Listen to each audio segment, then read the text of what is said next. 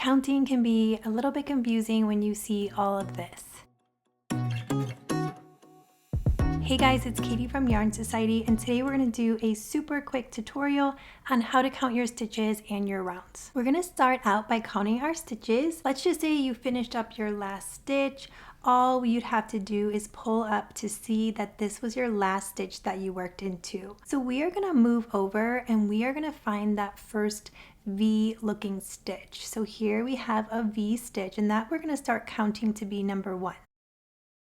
So we have 1, 2, 3, 4, 5, 6, 7, 8, 9, 10, 11, 12, 13, 14, 15, 16, 17, 18, 19, 20, 21, 22, 23, 24, 25, 26, 27, 28, 29, 30, 31, 32, 33, 34, and then we are going to just pop this up. We have a 35, and then our last V stitch would be 36. So you would have 36 stitches total on this round. Unfortunately, if you have too few or too many stitches, you would have to unravel the round and just start over.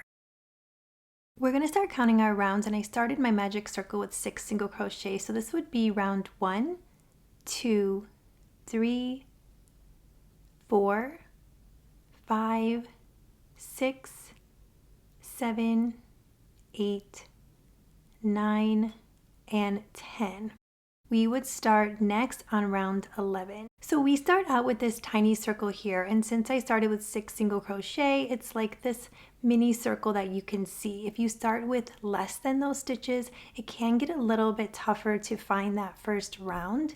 But as you continue to crochet, you will start to see these defined lines that tell you where your rounds start.